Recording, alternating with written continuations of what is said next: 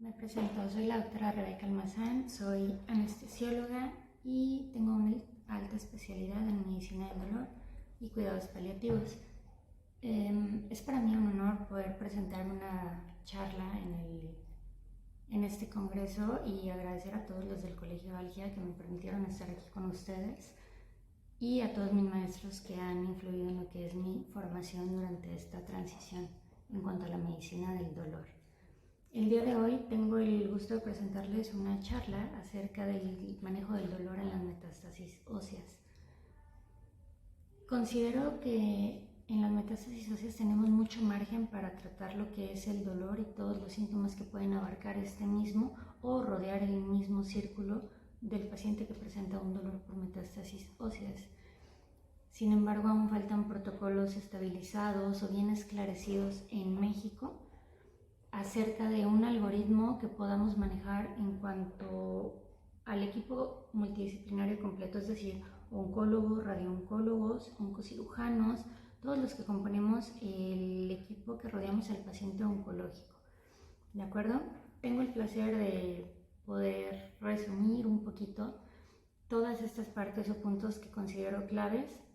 Tienen la facilidad de discernir entre esto y si pudieran aportar algo al final de la charla, sería un placer poder escucharlos y aprender de ustedes. Y bueno, tenemos que las metástasis óseas se llegan a presentar en un alto rango de pacientes, o podemos decir que casi hasta en el 80% de todos los pacientes que presentan la mayoría de tumores sólidos. ¿A qué me refiero con tumores sólidos? Es decir, el paciente que tiene una mayor incidencia de presentar metástasis óseas van a ser los pacientes que tienen un diagnóstico con cáncer de próstata como primario. Hay bibliografías que mencionan que hasta el 80% de los pacientes pueden presentar metástasis óseas. Sin embargo, hay otras bibliografías previas que dicen que únicamente del 60 al 70% de los pacientes con cáncer de próstata pueden llegar a presentarlas. Está bien esclarecido que el cáncer de mama tiene también un alto índice de hacer metástasis óseas, alcanzando desde un 60 a un 70%. Bibliografías previas del 2005 comentan que únicamente el 35 al 50% de las pacientes que presentan cáncer de mama llegan a presentar metástasis óseas. Creo que aquí hay mucho sesgo en cuanto al porcentaje o la incidencia, tanto como por país, por capacidad de estudios en las instituciones que manejan pacientes oncológicos, y con capacidad me refiero a equipos que puedan diagnosticarlo, ¿de acuerdo? No al personal médico. Se sabe también que el cáncer de pulmón o de vejiga suele hacer metástasis óseas. Sin embargo, creo que ningún primario está exento de presentar metástasis óseas. Bueno, vamos a hablar un poquito y darle un poquito de importancia a lo que es los problemas que van aunados a las metástasis óseas como tal.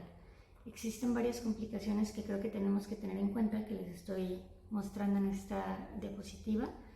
Creo que la principal o la más peligrosa de todas las complicaciones que puede presentar un paciente es una compresión medular, siguiendo de ella una fractura patológica. La fractura patológica suele tener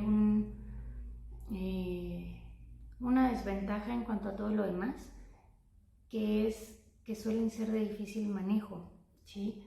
Es muy complicado que un paciente que ha sido irradiado, un paciente que tiene una metástasis ósea, que cuenta también con una osteoporosis muchas veces aunado a su patología de base que es un cáncer, no se complique una fractura o que la puedan abordar de una manera igual de fácil que en un paciente sano, ¿de acuerdo?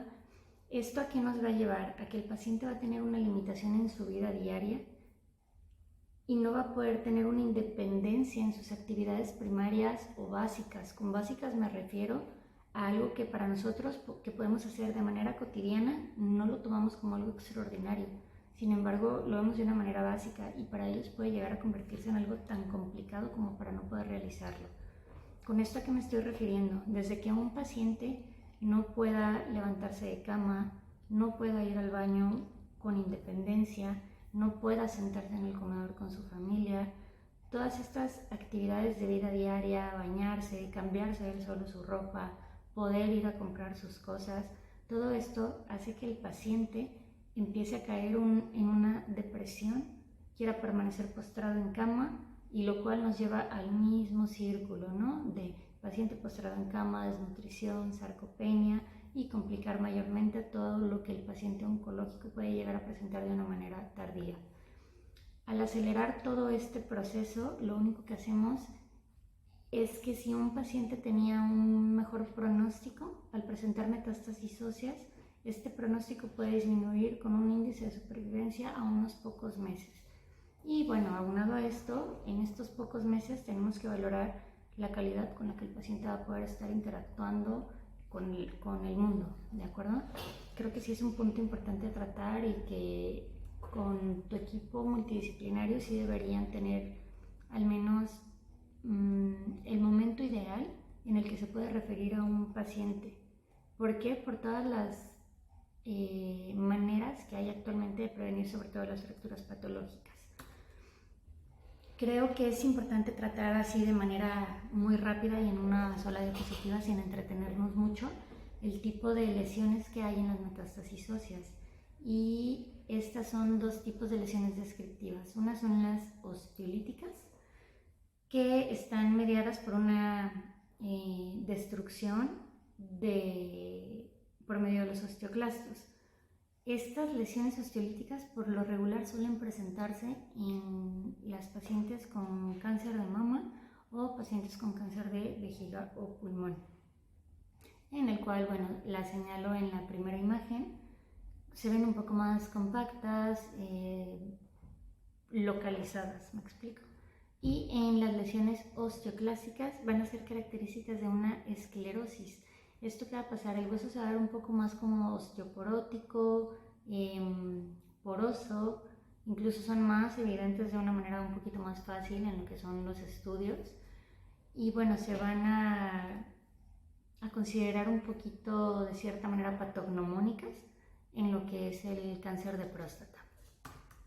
Vamos a explicar de una manera concisa, pero un poquito rápido, lo que es la fisiología del dolor óseo. Es de importancia mencionar y diferenciar, tener muy en cuenta que no es lo mismo la fisiología del dolor óseo que la fisiología de una metástasis ósea, ¿de acuerdo? Aquí influye mucho lo que es la fisiopatogenia de la metástasis ósea, que no tiene nada que ver precisamente con la intensidad del dolor en metástasis ósea. Sí quiero que quede muy claro este punto porque luego solemos confundirlo, sobre todo al principio que empezamos a valorar pacientes oncológicos. En lo personal me pasó y ahorita sí puedo darme cuenta que no tiene nada que ver la fisiopatogénesis de la metástasis ósea en cuanto a la cantidad del dolor óseo producido por la metástasis. Este esquema lo tomé de un artículo que fue publicado en el 2006 acerca de la fisiología del dolor óseo por metástasis específicamente. Vamos a encontrar que el dolor óseo se va a encontrar asociado a la destrucción del tejido por medio de osteoclastos. Cuando todo está normal, la resorción ósea osteoclástica va a estar dentro de un equilibrio con la formación ósea, es decir, todo mediado por osteoblastos. Misma producción, misma eliminación o reabsorción. En un proceso neoplásico, toda esta actividad osteolítica va a estar aumentada, por lo cual se van a empezar a producir sustancias como son citoquinas, factores de crecimiento local, se van a empezar a producir lo que son, como lo vemos aquí en esta imagen, péptidos similares a lo que es la hormona paratiroidea y las prostaglandinas. Dentro de todo este proceso vamos a tener que se empiezan a liberar también iones ácidos, iones de potasio, bradiciminas y sobre todo factores que son activadores de osteoclastos. todas estas sustancias tisulares van a empezar a jugar un papel importante en lo que es la sensibilización del tejido neural frente a tantos estímulos físicos, químicos y térmicos que se empiezan a presentar. Se va a disminuir lo que son todos los umbrales en cuanto a las descargas de las membranas neuronales, lo que va a llevar a una producción exagerada de una respuesta. Estos estímulos siempre se van a encontrar por encima de un umbral, entonces van a estar provocando todo el tiempo descargas de impulsos tónicos que normalmente van a ser de una manera silente. ¿Esto a qué nos lleva? A que siendo de una manera silente va a estar siendo de una manera continua y perpetuante, ¿de acuerdo? Este fenómeno lo podemos conocer, pues ya todos sabemos, como sensibilización periférica, pero al estar produciendo constantemente estas descargas se va a producir una hiperalgesia, ¿de acuerdo? Al producirse la hiperalgesia, ¿cuál es la complicación que podemos tener? Pues bueno, una cronificación de algo que podría ser simplemente un proceso subagudo. Al presentarse la lesión del tejido por todos estos factores que se empezaron a producir, todos estos factores proinflamatorios, se van a estar estimulando nociceptores periféricos, que podemos ver en esta imagen son las fibras A delta y las fibras C, lo cual van a estar produciendo impulsos o pulsos de dolor. Hay que recordar que en el tejido óseo todos los receptores sensitivos se van a encontrar en lo que es el periósteo, por lo cual la médula ósea y la corteza van a permanecer de una manera insensible. Todo este proceso de sensibilización periférica que va a producir esta hiperalgesia nos va a ayudar a tener un sistema de alarma que va a producir aún más un aumento en la lesión, ¿de acuerdo? Aquí no sé si dejé claro, creo que confundí un poco. La presencia constante de un proceso nocivo va a estimular a estos receptores nociceptivos y va a dar instauración a un dolor subagudo, lo cual va a tender a cronificarse durante el crecimiento de la metástasis ósea. ¿Sí? Esto es en resumen todo lo de la fisiología del dolor óseo.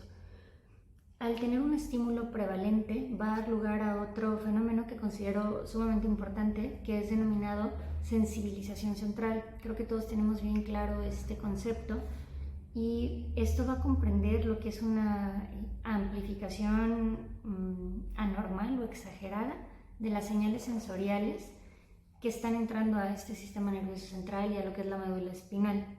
Este fenómeno va a ocurrir por una entrada persistente de estos estímulos que todos van mediados a través de las fibras C y se va a desencadenar, por tanto, un incremento temporal en lo que es la potencia de todas las terminales sinápticas.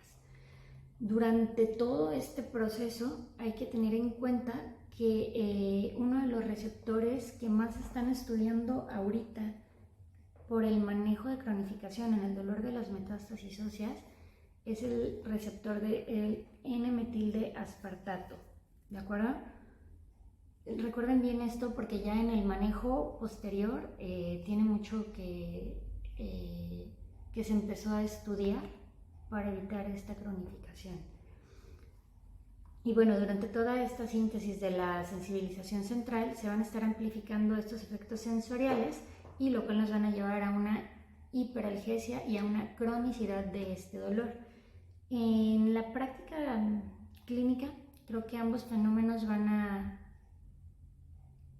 a confluir en lo que es la génesis del dolor óseo metastásico. Tanto la sensibilización periférica va a suceder de una manera aguda cuando aparece la lesión, como la traducción de los nociceptores conduciéndola a través de las fibras C y entonces llevándonos a una cronificación de lo que es, este dolor por metástasis ósea. Cuando este proceso se instaura, se va a tornar todavía un poco más complejo lo que es el manejo del dolor. ¿Por qué? Porque va a haber potenciales que van a estar actuando de una manera exagerada. ¿Con esto a qué me refiero? Que si el paciente intenta hacer cualquier movimiento, por mínimo que sea, va a tener una respuesta exagerada al dolor y se va a magnificar la cantidad en la que el paciente te puede referir su dolor. Es decir, un movimiento que para nosotros es muy práctico, el voltear y agarrar un vaso, el paciente no lo va a hacer porque va a presentar una lodinia o una hiperalgesia completamente marcados, ¿de acuerdo? Lo cual nos va a llevar, como les comentaba en la primera diapositiva, a una disminución de su calidad de vida diaria. Sé que está como un poquito confuso o un poco tedioso el hecho de resumir en una sola diapositiva lo que es la fisiología del dolor óseo, pero creo que es un poquito más de tema que nos da para tratar en cuanto al manejo, que es el tópico de la charla, ¿no? Con la progresión del crecimiento en cuanto a la enfermedad metastásica, pueden aparecer fenómenos de compresión de nervios periféricos, raíces nerviosas, de la médula espinal, como les comenté al principio, y es entonces cuando el dolor puede comenzar a referirse a diferentes dermatomas, puede tener una implicación radicular y complicarnos todo lo que es el cuadro doloroso. Toda esta condición se va a convertir en un factor debilitante para el paciente y si no se controla de una manera adecuada puede desencadenar lo que es un fenómeno de dolor total, que va a ser un poquito detallado más adelante, o crónico, cualquiera de ambos, y nos lleva a disminuir escalas funcionales de una manera mucho más rápida que si tenemos un dolor controlado en el paciente. En cuanto al diagnóstico de las metástasis óseas, creo que todos tenemos bien claro que la técnica más útil para detectar una metástasis ósea es una resonancia magnética. ¿De acuerdo? Esta va a ser casi infalible que se solicite para tener el diagnóstico de un paciente con metástasis ósea. La tomografía axial puede resultar también de una manera con cierta ventaja, siempre y cuando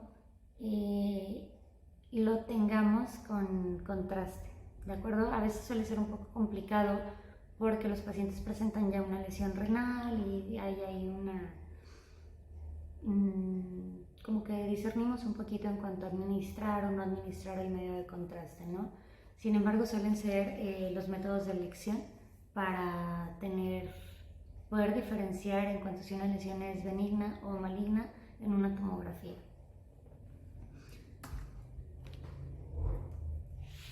Ahora sí, vamos a hablar, ya enfocarnos un poquito en lo que es el tipo de dolor que se presenta con las metástasis óseas. El tipo de dolor que se presenta con las metástasis óseas son dos en los que podemos dividirlos. El primero es el dolor de inicio o primario. Y ¿qué pasa? Este dolor de inicio va a ser provocado por el aumento de la resorción ósea. Aquí sí actúa lo que es la fisiopatogénesis del dolor por metástasis ósea. Va a haber, por tanto, una alteración de la estructura ósea y esto va a causar una irritación al periósteo, como se les comentaba, que es donde se va a concentrar principalmente todos los mediadores proinflamatorios en cuanto a un aspecto periférico. El periósteo se considera que es la mayor causa del dolor en las metástasis óseas. Bueno, secundario a esto podemos llevar lo que es el colapso o una fractura patológica. El otro tipo de dolor que hay en cuanto a la metástasis ósea es un dolor consecutivo o secundario. La mayoría de las bibliografías lo encuentras como dolor secundario.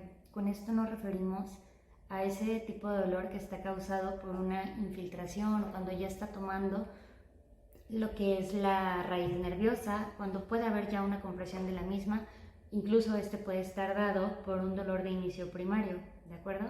Puede haber una contractura muscular refleja también que se suele presentar de una manera común en estos pacientes. ¿Qué es lo que tenemos que evaluar? como en cualquier paciente que tenemos en Clínica del Dolor, creo que todos seguimos esta linda mnemotecnia, ¿no?, de Alicia, lo cual tenemos que valorar aparición, desde cuándo está presentando este dolor, qué fue lo que lo desencadenó, a qué está asociado esta aparición del dolor, la localización en cuanto al dolor, si se queda en un solo punto, cuánto nos abarca este punto, la intensidad. Bueno, hay pacientes que no podemos pedirles que nos califiquen el dolor del 0 al 10, sin embargo podemos utilizar el poco, mucho, nada. Las escalas visuales análogas son útiles también en muchos de los pacientes, sobre todo en los pacientes que tienen metástasis óseas en nivel de cabeza y cuello. Creo que es importante que tengamos bien en cuenta esta herramienta a la hora de valorar este tipo de pacientes. Características como en cualquier paciente: si quema, arde, aprieta, punza, todo esto, irradiación, hacia dónde se va, sobre todo,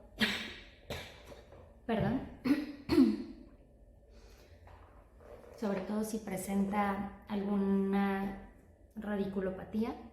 Las metástasis que van a columna o al área de articulación sacroiliaca suelen causar muchas radiculopatías por lo mismo de las compresiones que pueden estar haciendo tanto foraminales como presacras o sacras, ¿de acuerdo? Y si tienen algún atenuante o agravante con el que lo puedan relacionar, ya sea medicamento, posiciones, medios físicos. En agravantes nos podemos también enfocar en lo que son los aspectos emocionales de los pacientes. No siempre tienen ganancia secundaria, ¿de acuerdo? Esto sí tenemos que tenerlo en cuenta a la hora de interrogar a un paciente y sobre todo cuando está en compañía de su familiar, que puede estar ahí un poquito sesgado en cuanto a los atenuantes y agravantes. Hablando un poquito de lo que son las opciones de tratamiento que tenemos, sabemos que hay múltiples manejos para dolor y más cuando nos estamos enfocando al dolor por metástasis óseas. Lo vamos a dividir en esta parte en lo que son 4 aspectos o 4 generalidades, ¿de acuerdo? El aspecto farmacológico. Los bifosfonatos los podemos separar un poquito de esta parte, aún cuando se considera un fármaco, lo vamos a separar porque tiene una característica propia que creo que sí merece su propio apartado. La radioterapia y el intervencionismo algológico. Creo que en la actualidad el intervencionismo algológico nos está llevando a tener una ventaja. Creo que de verdad es mucha la ventaja que estamos presentando con el intervencionismo algológico. Y no todos los algólogos nos dedicamos a esto, pero creo que sí todos sabemos en qué punto podemos referir al paciente con un intervencionista para que pueda hacer algo sobre todo por este dolor y por prevenir las complicaciones que puede tener este dolor, ¿no? Más que nada. Creo que todo esto del intervencionismo empezó a tener un auge en el momento que nos empezamos a ver limitados por el manejo de los opioides, tanto por la producción como por el deseo de los propios algólogos de disminuir el consumo de opioides en un paciente.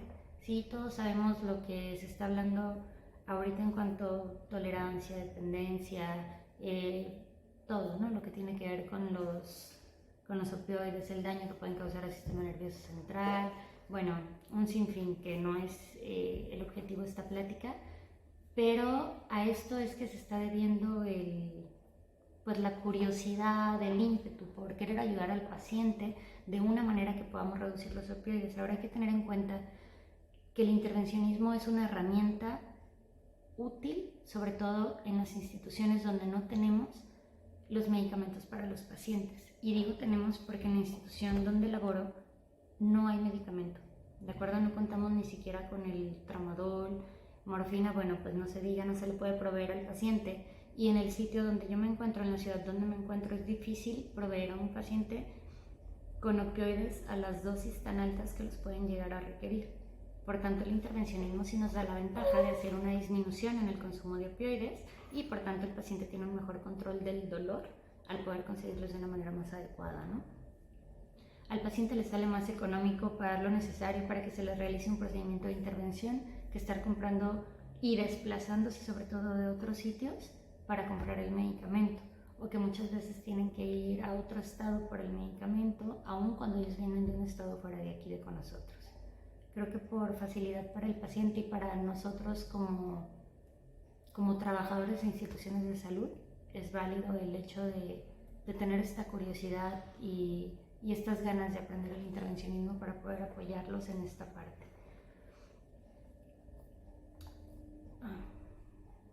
Una disculpa, se me fue las diapositivas.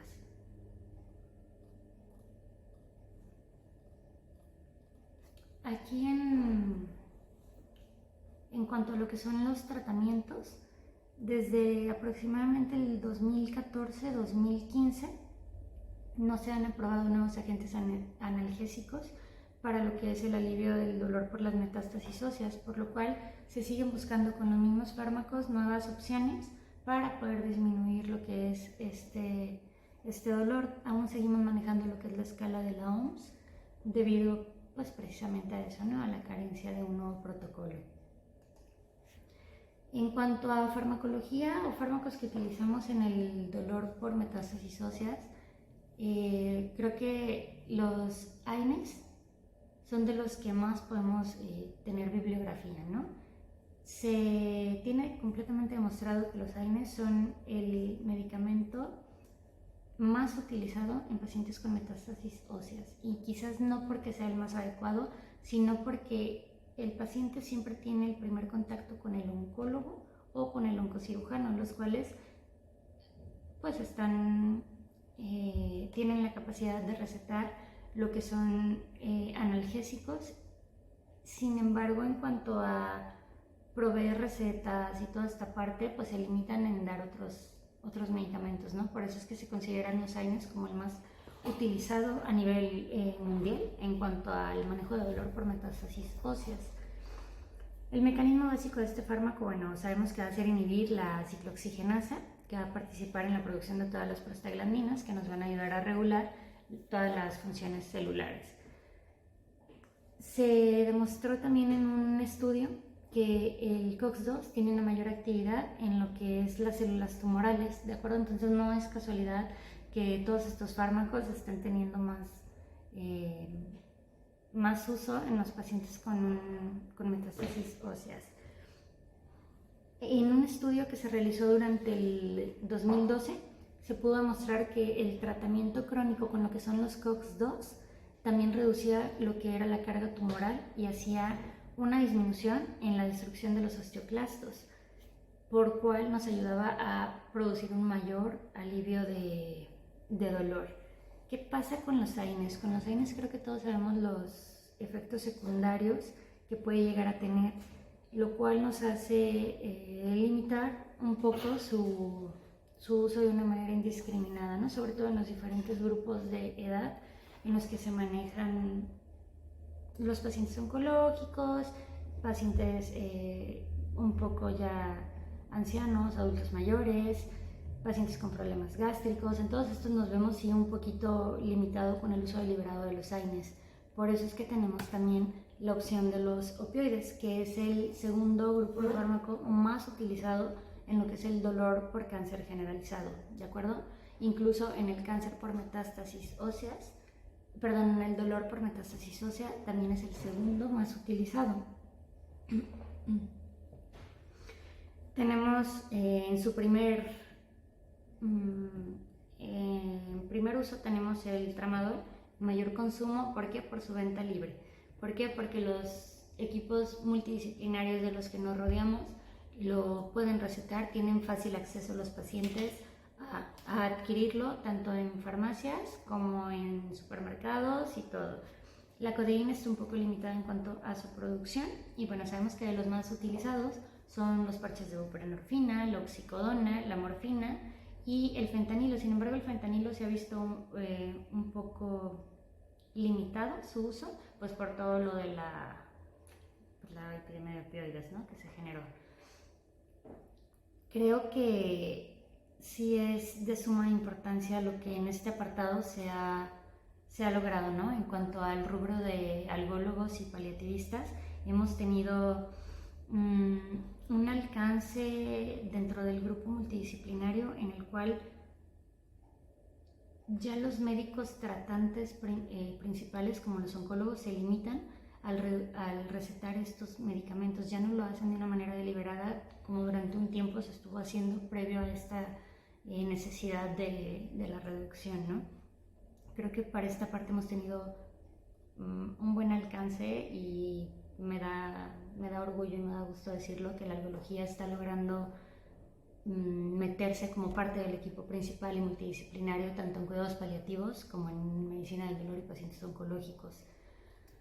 Teniendo todo esto ya presente, sabemos que, bueno, en el ámbito hospitalario lo que más se va a utilizar es el tramadol. Reduce un poco lo que son los gastos en el aspecto de salud y toda esta parte, sin embargo creo que sí logra causar en los pacientes, sobre todo ancianos, logramos ver lo que es una mayor estadía hospitalaria, porque llegan a presentar delirium, pues las náuseas, el estreñimiento, el mareo, todos estos efectos secundarios que los opioides producen aumentan la estadía intrahospitalaria del paciente, lo que aumenta el consumo de gastos y el consumo de medicamentos, ¿de acuerdo? Por eso es que estamos teniendo como este deseo de lograr su reducción, que creo que hasta ahorita ha sido favorable.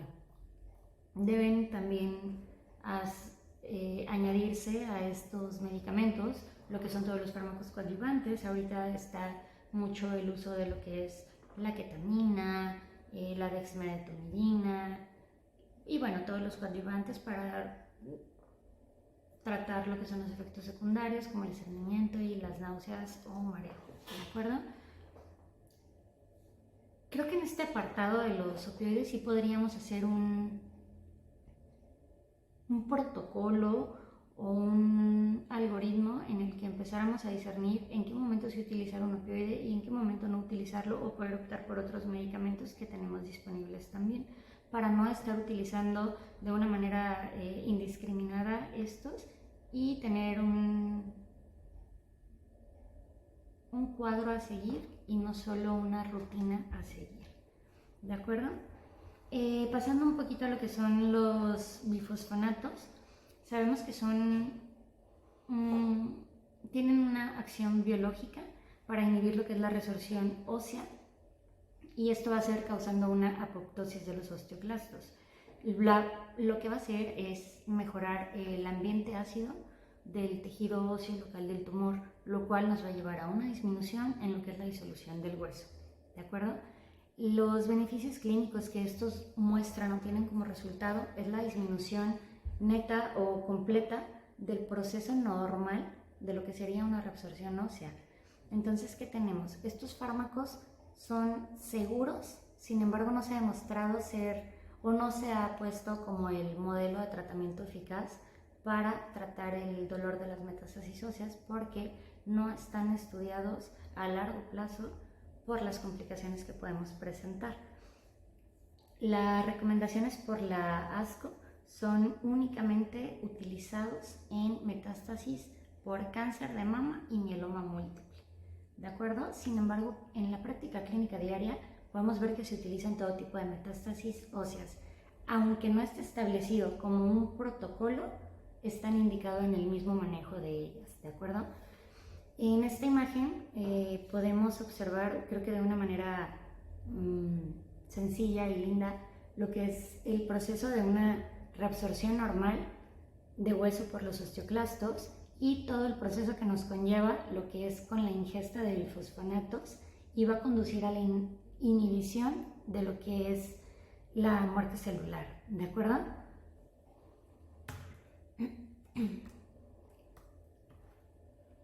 Los bifosfonatos tenemos varios que hay varios en lo que es el mercado. Sin embargo, los que están aprobados por la FDA, como les comentaba, en metástasis óseas o en mieloma múltiple, únicamente son dos, ¿de acuerdo? Es el palendronato y el solendronato.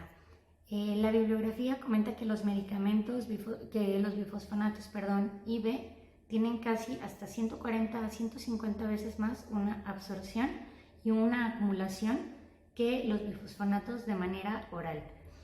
Por lo tanto, la administración periódica de todos estos van a lograr una mayor toxicidad, pudiéramos llamar, de los osteoclastos. Y esto nos va a dar una disminución del dolor óseo con un mayor éxito, ¿de acuerdo? El ácido zoledrónico, bueno, aquí está un poco lo que les comentaba, y creo que en esta imagen se puede observar lo que ya les explicaba de las dosis acumulativas en cuanto a la aplicación de los bifosfonatos administrados de manera intravenosa. Los bifosfonatos intravenosos, por ejemplo, de 1 a 3 dosis, comparado con 0 a 12 dosis de los bifosfonatos orales, y con 12 dosis de un bifosfonato intravenoso, vamos a alcanzar lo que con 60 dosis de un bifosfonato por vía oral. Efectivamente, los efectos secundarios de los bifosfonatos por vía oral son menores y más fácil de controlar que los bifosfonatos por vía endovenosa. Tenemos que tener en cuenta a la hora de manejar estos bifosfonatos que no son inocuos, ¿de acuerdo? Tenemos que tener perfiles en cuanto a lo que es la función renal, la depuración de creatinina, tenemos que tener la valoración previa odontológica, que el paciente no haya tenido una intervención en menos de 6 meses, que haya tenido una cicatrización 3 meses previa. Son muchos puntos los que tenemos que considerar antes de llegar a administrar un bifosfonato de manera deliberada, de manera endovenosa. Y bueno, pasando a lo que les explicaba un poco de lo que es el intervencionismo algológico, creo que son 5 puntos los de más fácil acceso en cualquier institución o incluso por medio privado para un paciente oncológico con metástasis óseas.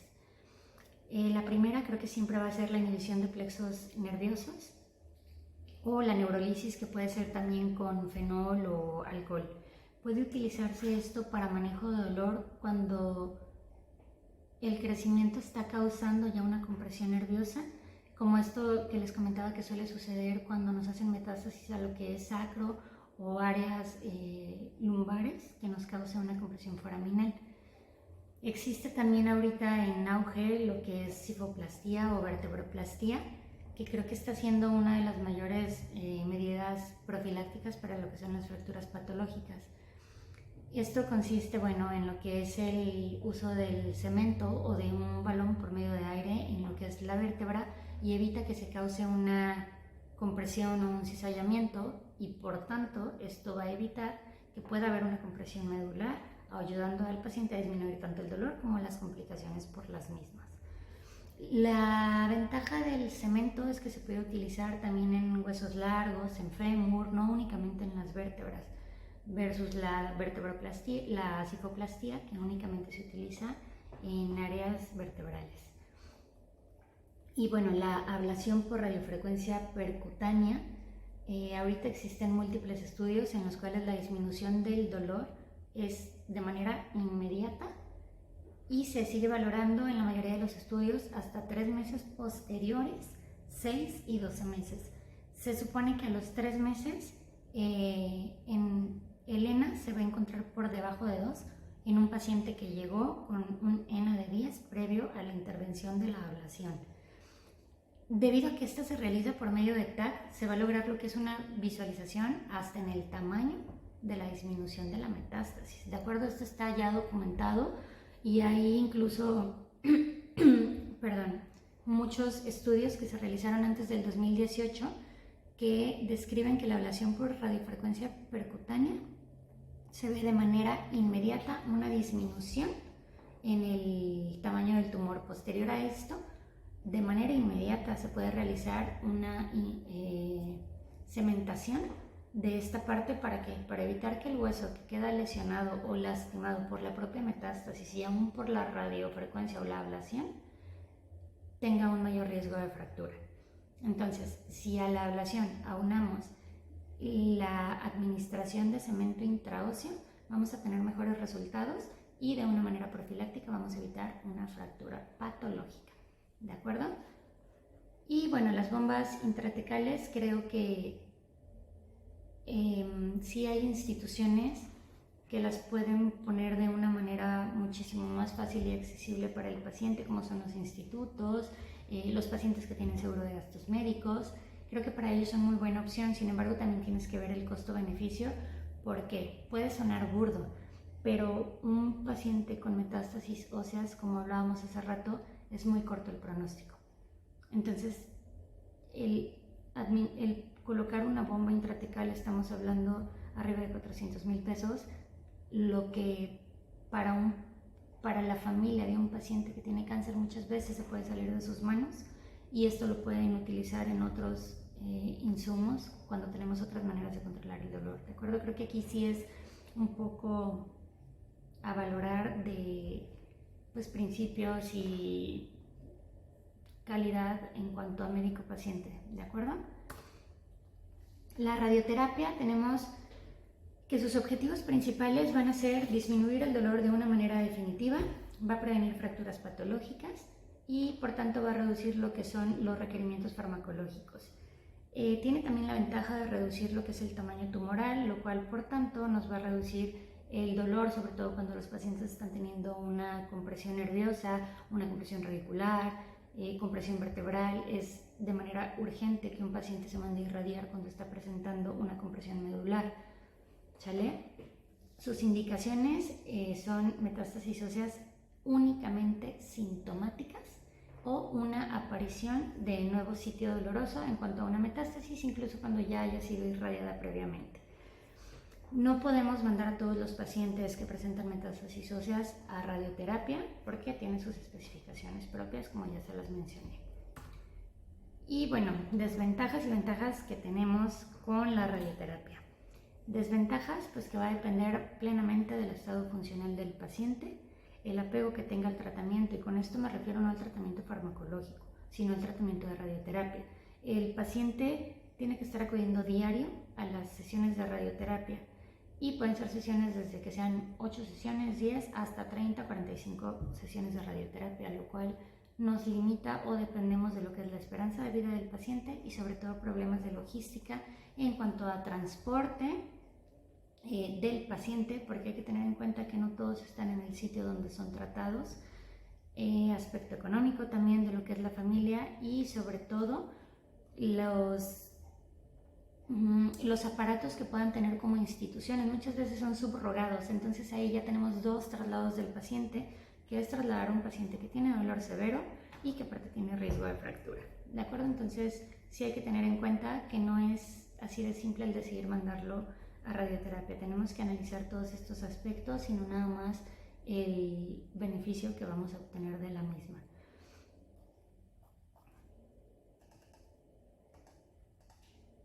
En cuanto a una respuesta de la radioterapia, son 3 apartados los que tenemos que valorar posterior, y digo tenemos porque esto nos concierne a nosotros como algólogos. Somos los que vamos a llevar el seguimiento del paciente de la mano del radiooncólogo, sin embargo él los da de alta y nosotros seguimos valorando a este paciente de manera continua o subsecuente. Es la respuesta completa, que se define como un nivel 0 en lo que es la escala de dolor. Creo que son pocos los pacientes que lo llegan a presentar, sin embargo sí existe. Y una respuesta parcial, en el cual el dolor redujo 2 o quizás 3 puntos, sin embargo no más de esto, y puede haber una línea de agudización en el dolor. Y bueno, la progresión o ausencia de respuesta, que también es común en los pacientes, sobre todo cuando son oligometástasis óseas, que podemos decir que el gamagrama óseo se llega a ver como arbolito de Navidad, de todo lo que brilla. Entonces aquí es cuando tenemos una progresión o una ausencia de respuesta en cuanto a la radioterapia, y es una contraindicación volver a mandar a un paciente, ¿de acuerdo? Creo que para poder terminar esta charla, que creo que ya me he excedido el tiempo, en la actualidad tenemos que el manejo del dolor por metástasis ósea es un ir y venir de múltiples ingresos del mismo paciente a las instituciones, tanto en área privada como en instituciones de salud pública, y esto, bueno, nos lleva a un déficit de instituciones, tanto económico como en camas, y sobre todo aumentar la mortalidad del paciente durante la misma estancia intrahospitalaria. Creo que para poder disminuir esto sí debemos de hacer un consenso en el equipo multidisciplinario, no nada más de algólogos o paliativistas, sino radiooncólogos, oncólogos quirúrgicos, psicólogos, que son un papel fundamental en lo que es el tratamiento del paciente oncológico, y trabajadores sociales. El chiste es lograr que se haga un algoritmo de un manejo para saber en qué momento referirlo y en qué momento parar, y en qué momento mandar al paciente a casa, o en qué momento podemos tener al paciente hospitalizado por aspectos de logística para poder estarlo irradiando diario, y estar teniendo capacitaciones continuas. Creo que esto es la clave de todo, la capacitación continua, tanto de nosotros hacia el equipo multidisciplinario, como nosotros recibir capacitación continua del equipo multidisciplinario. Somos un todo, no somos de una manera individual, y creo que esto es la clave de un adecuado manejo en el paciente con dolor.